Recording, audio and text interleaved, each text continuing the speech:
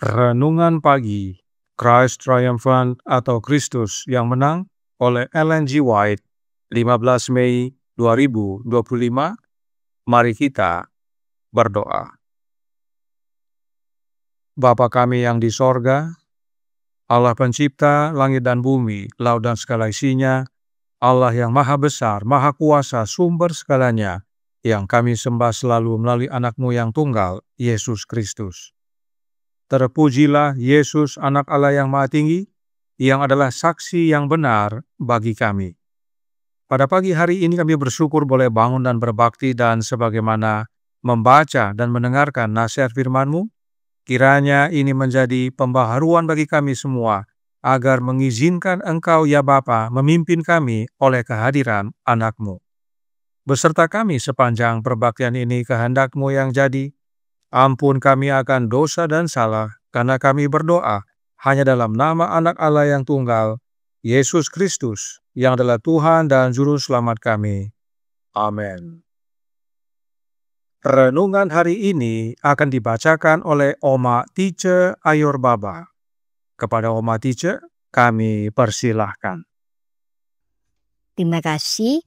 Selamat pagi saudara-saudariku yang dikasihi Tuhan Yesus, di mana saja saudara berada. Bacaan renungan pagi hari ini, Kamis tanggal 15 Mei tahun 2025, berjudul Allah ingin memimpin umat-Nya jika mereka mengizinkannya. Ayat tema berbunyi, tetapi bangsa itu menolak mendengarkan perkataan Samuel, dan mereka berkata, tidak, harus ada raja atas kami. Terdapat di dalam 1 Samuel pasal 8 ayat yang ke-19. Mari kita ikuti penjelasannya.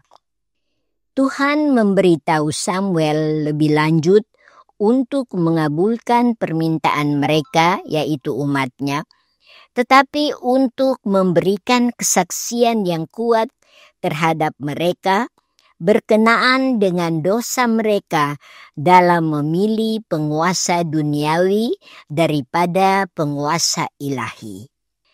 Memiliki seorang raja bukanlah menurut rencana Allah, tetapi menurut tata cara bangsa-bangsa yang tidak mengenal dan mengakui Allah. Setelah pernyataan yang jelas ini, mereka tetap bersikeras untuk melakukan apa yang mereka inginkan, dan Samuel setuju. Umat itu tetap bertekad untuk memiliki seorang raja. Mereka memutuskan bahwa Samuel tidak memahami situasi tersebut. Jika saja ia mengetahui semua keadaan, motif, dan rencana, dan memahami juga keuntungan-keuntungan besar yang mereka peroleh, ia akan siap seperti mereka untuk memiliki seorang raja yang akan datang dan pergi di hadapan mereka, agar bangsa-bangsa tidak memandang rendah dan menghina mereka. Mereka dalam kebutaan rohani mereka tidak melihat lebih jauh dari Samuel dan memahami bahwa itu adalah firman Allah yang mereka dengar melalui hambanya. Allah memimpin, membimbing, dan bekerja bagi umatnya dengan berbagai cara yang tidak terlihat. Musuh-musuh mereka tidak dapat membedakan sumber hikmat dan kuasa mereka, dan siapa yang akan dimuliakan atas pembebasan mereka yang ajaib dan keberhasilan yang luar biasa. Allah bekerja melalui Gideon. Namun, cara pembebasan mereka adalah sedemikian rupa sehingga tidak ada manusia yang dapat mengambil kemuliaan itu, dan dalam menceritakan kemenangan yang ajaib itu, mereka tidak dapat memuji hikmat manusia manapun. Kuasa, hikmat, dan kekuatan itu ada di sorga, tetapi mereka menginginkannya di bumi.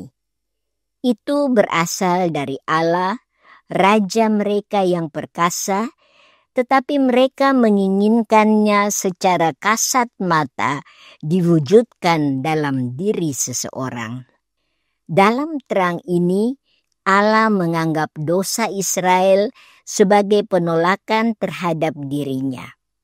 Jika mereka telah memelihara rasa takut yang kudus dan penuh hormat kepada Allah sebagai penguasa tertinggi mereka, mereka tidak akan pernah menginvestasikan otoritas dalam kuasa manusia untuk dikendalikan olehnya.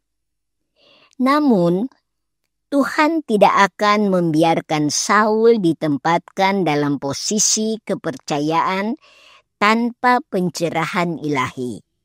Ia akan memiliki panggilan baru dan Roh Tuhan turun atas dirinya. Dampaknya adalah ia berubah menjadi manusia baru. Tuhan memberi Saul roh baru, pikiran lain, tujuan dan keinginan lain daripada yang sebelumnya ia miliki. Pencerahan ini dengan pengetahuan rohani tentang Allah akan mengikat keinginannya pada keinginan Yehova. Mengetahui kehendak Allah yang telah dinyatakan dengan jelas kepadanya, apakah Saul menanggung ujian itu? Apakah ia memperlihatkan rasa hormat kepada Allah? Ketika dibawa ke tempat yang sulit, ia tidak mengindahkan dan menaati perintah Allah yang tegas, tetapi ia berani melanggarnya. Dikutip dari Letter 12A tahun 1888. Demikianlah bacaan renungan pagi pada hari ini. Terima kasih. Kiranya Tuhan Yesus memberkati kita semua. Amin. Terima kasih atas penata layanan Oma Tice. Tuhan Yesus memberkati. Selamat pagi saudaraku dalam Tuhan. Roh Nubuat berkata dalam The Review and Herald tanggal 2 November tahun 1886 paragraf 5. Saksi yang benar berkata, "Lihat, aku berdiri di muka pintu dan mengetok." Wahyu 3 ayat 20. Setiap amaran, teguran, dan permohonan dalam firman Allah atau dengan perantaraan utusan-utusannya adalah ketukan di pintu hati. Itulah suara Yesus yang meminta masuk. Dengan setiap ketukan yang tidak dihiraukan, kecenderungan untuk membuka menjadi lebih lemah. Saksi yang benar adalah Yesus Kristus. Wahyu 3 ayat 14. Yesuslah yang mengetuk melalui firman Allah atau melalui utusan Allah. Yesus bersuara untuk meminta masuk ke dalam hati kita. Perhatikan dikatakan, setiap amaran, teguran dan permohonan dalam firman Allah atau dengan perantaran pesuruh-pesuruhnya adalah ketukan di pintu hati. Yang menjadi tantangan adalah bila amaran, teguran, dan permohonan disampaikan melalui perantaraan utusan Allah. Pertanyaan seperti, apakah benar pesan yang disampaikan berasal dari Allah? Apakah benar dia adalah utusan Allah? Hal ini terjadi juga kepada Nyonya White. Renungan hari ini diambil dari surat nomor 12A tahun 1888 yang berisi surat Nyonya White kepada saudara J.D. Rice. Perhatikan apa yang Nyonya White sampaikan kepada saudara Rice dalam paragraf 4 yang berbunyi, surat yang ditulis untuk Anda saat berada di dalam kereta menuju Eropa adalah suara Allah kepada Anda. Jika peringatan itu diterima dan ditindaklanjuti, maka Anda akan melakukan hal yang sama sekali berbeda dari apa yang telah Anda lakukan sekarang.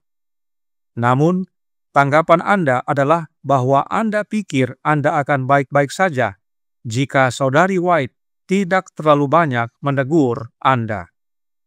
Saudara Rice tidak senang ditegur oleh Nyonya White dan karenanya menulis surat kepada Nyonya White. Mengapa dia tidak senang? Dalam paragraf 5 dikatakan, saya menulis surat kepada Anda bahwa surat Anda sangat menyusahkan saya. Surat ini tidak Anda balas kepada saya. Hal ini menunjukkan kepada saya bahwa Anda tidak memahami posisi dan pekerjaan saya.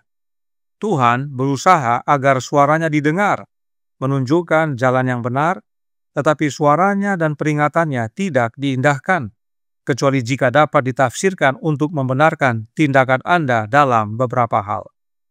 Intinya, saudara Rice tidak menerima teguran Nyonya White kepadanya sebagai suara Tuhan. Dia anggap itu dari pribadi Nyonya White. Saudara Rice tidak percaya bahwa Nyonya White adalah utusan Allah. Saudara Rice sebenarnya menolak Allah dan bukan Nyonya White. Hal serupa sering terjadi dalam jemaat. Jika hamba-hamba Allah menegur umat, mereka anggap itu berasal dari pribadi orang tersebut. Dan akhirnya mereka tidak suka dan tidak sedikit yang undur. Hal yang sama terjadi kepada bangsa Israel. Mereka sudah tidak percaya lagi kepada Samuel dan meminta raja bagi mereka. Roh Nubuat berkata dalam paragraf 9 dari surat yang sama yang berbunyi, Tuhan tidak berkenan kepada Israel karena mereka memilih seorang raja. Hal ini membuat Samuel sedih, dan Tuhan memberitahu Samuel bahwa itu bukan penolakan terhadap Samuel, tetapi terhadap dirinya sendiri. Tuhan memberitahu Samuel lebih lanjut untuk mengabulkan permintaan mereka, tetapi untuk memberikan kesaksian yang kuat terhadap mereka sehubungan dengan dosa mereka dalam memilih penguasa duniawi daripada penguasa ilahi. Dan tidak hanya Samuel dan Nyonya White, banyak nabi-nabi lainnya yang ditolak oleh umat-umat Allah, bahkan dibunuh. Karena mereka tidak mau ditegur, mereka keras hati dan tidak mau terima bahwa teguran itu berasal dari Allah. Demikian juga dengan Saul. Saat dipilih menjadi raja, dia masih bergantung kepada Allah. Renungan hari ini berkata dalam Christ Triumphant, halaman 142, paragraf 5. Namun Tuhan tidak akan membiarkan Saul ditempatkan dalam posisi kepercayaan tanpa pencerahan ilahi. Ia akan memiliki panggilan baru, dan roh Tuhan turun atas dirinya. Dampaknya adalah ia berubah menjadi manusia baru. Tuhan memberi Saul roh baru, pikiran lain, tujuan dan keinginan lain daripada yang sebelumnya ia miliki. Pencerahan ini dengan pengetahuan rohani tentang Allah akan mengikat keinginannya pada keinginan Yehova. Tetapi setelah beberapa waktu, Christ Triumphant halaman 142 paragraf 6 berkata, mengetahui kehendak Allah yang telah dinyatakan dengan jelas kepadanya, apakah Saul menanggung ujian itu? Apakah ia memperlihatkan rasa hormat kepada Allah? Ketika dibawa ke tempat yang sulit, ia tidak mengindahkan dan menaati perintah Allah yang tegas, tetapi ia berani melanggarnya.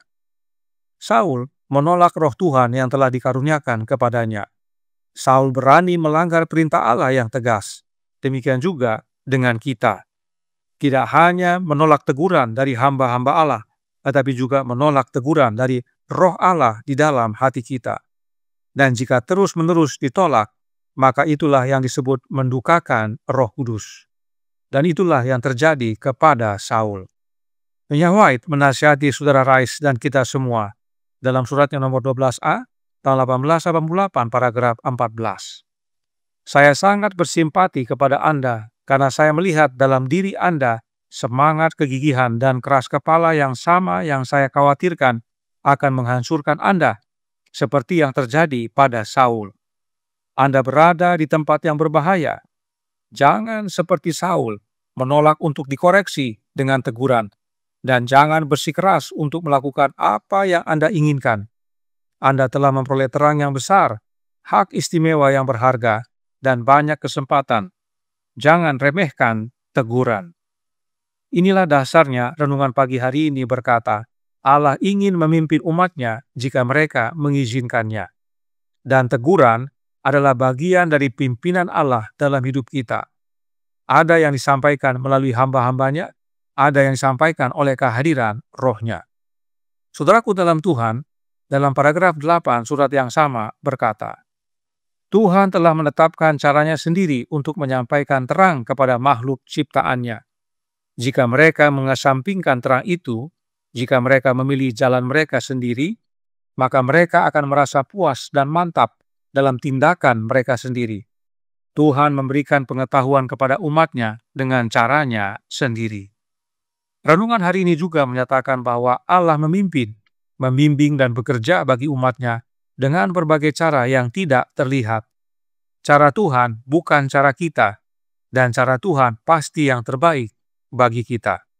Karenanya, kiranya pengalaman bangsa Israel, Raja Saul dan saudara J.D. Rice menjadi nasihat bagi kita agar menerima pimpinan Allah dalam bentuk apapun, termasuk teguran, sebab pimpinan Allah yang terbaik bagi kita, teristimewa dalam menuntun kita kepada keselamatan.